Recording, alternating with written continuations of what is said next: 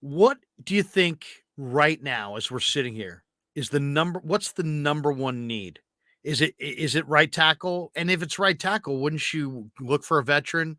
Or is it corner? Is it is it is it a depth? Is it a defensive lineman? I mean, heck, they've lost a lot of defensive linemen. They lost Yeah. Ridgeway, they lost Ebukam, they lost Yeah. Amenahue. I haven't heard yet on Jordan Willis, but I'm expecting him to be leaving town any minute. They've lost some bodies up front. They were deep and they needed all that depth in the past. So it kind of makes you wonder where that depth is going to come from. Is D line? Is it corner? Is it offensive tack? What's the number one need on the middle here in the middle of March? I'm going to cheat. I think it's 2 and they're tied. Okay. They're both in the trenches. I think they look at each other at practice. Offensive tackle and DN. Those 2 spots are a big ones. I mean, I know they just signed Cleveland Farrell today, but they need a pass rusher. They need an edge rusher. He's like an edge setter. He's not an edge rusher. So they still, because Javon Hargrave is not going to transform the Niners pass rush. This is a guy that was getting 4 or 5, maybe 6, 7 sacks in a season before he played in this all-star team in Philly where there was like 5 guys on the line that were monsters. Now it's him and Bosa, and he's going to get more double teams. They need more pass rushers. Armstead, is he a pass rusher at this stage of his career? I don't even know. And then next to him, you got Drake Jackson, who has proven a whole lot less in the NFL than Diamador Lenore. So I think they need another pass rusher, and they got to draft that early. And then right tackle, like that's even harder to find, as we've talked about. It may not be the biggest need because they could probably get deep in the playoffs with Colton McKivitz, but can they win a Super Bowl with Colton McKivitz? I don't think so. So if they could improve there, that would be great. You know what? I'll say I don't know which position. I don't think it even matters. Impact defensive back. I like all their DBs, but I don't see a star.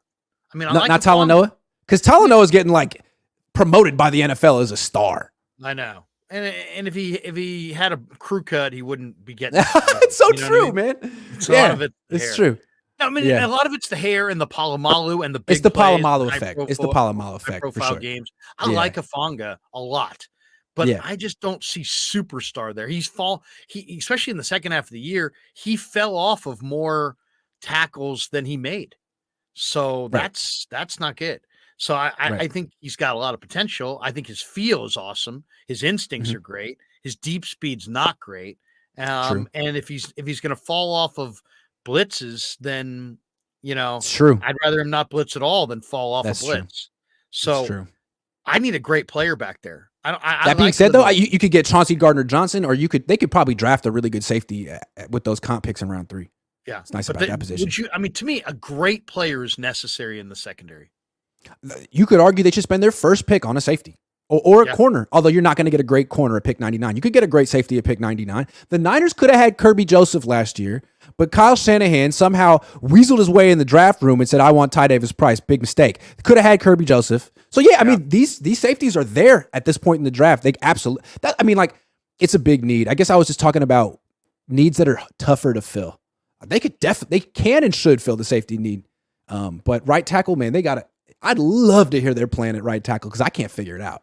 It's got to be like a mid-season trade, like a Christian McCaffrey type deal. I don't know. Or maybe they love some right tackle in the draft. Maybe that BYU kid Freeland, who they did. He's a good athlete. At the combine, he's got great workout. He won't be there at 99 though. They could trade up for him. You have to trade up. You have to trade up for sure. To me, if you want to get a big time tackle, you better get in the top 50. And I don't know. Yeah. Possible, especially an offensive tackle who could start right away in the draft. Those guys are valuable. Yeah. They're not hanging around in round 3. Oh, he can start right away though. Is it a rumor or is there any credence to what I'm reading that the Niners are shopping Javon Kinlaw in trades? Is there anything that's been substantiated on that, or is that internet rumors? I think that's been reported. That's been reported. I don't know. I think it's been reported. Do you think they'll find a home for him? And here's the thing. I would say if you want a pick, I think it's like a late day 3 pick. I mean, I think you're getting like a 6th or a 7th round pick, maybe a 5th. I don't think you're getting anything over the 5th round. I'd rather almost look for one of these teams that has a piece that has the same kind of situation, 5th year, player they don't want to exercise the 5th year option on, and who they drafted in the first round hasn't worked out. And I made a little list here: Noah Igbenogany from Miami, Mekhi Becton from the Jets, Clyde Edwards-Helaire from Kansas City, Chase Young from Washington. All those guys are guys that didn't have their 5th year option picked up, and you get the sense that they're available in trade. What do you think? Is Kinlaw, what are they going to do with Kinlaw? Or do you expect to see Kinlaw back in the locker room come this summer? I think he probably, I can't speak for Javon Kinlaw, but he probably would like to leave at this point. I think he'd probably like an opportunity to play somewhere. But the thing is, I can't see a team trading for him right now. I mean, just a month and a half ago, he was getting like put on skates by the Eagles offensive line. He really almost went viral for some of those clips in that NFC Championship game. So an NFL team is thinking, man, what's changed in a month and a half? If he goes to training camp and he has some good reports and plays pretty well in a couple preseason games, and people feel like, all right, well, now he's healthy and he's more what we envisioned when he came in the league, then you could trade him. But right now, he's looking like damaged goods that might not have trade value. I think it'd be more likely that the Niners cut him. But there's no bring him to training camp. Right? Bring him to training camp. Yeah, bring him to training camp. See what happens. Do you think? I don't know. Now, wait a second. Let's talk about that for a second. Do you think if they bring him to training camp and he's sitting deep on the depth chart, is that going to be a distraction? Well, at that point, then you cut him. Okay, but then you're still. I mean, backups who are distractions. That's what happened to backups who are distractions. They get cut. Yeah, no, it's true. So it's true. It's up to him. Simple as that.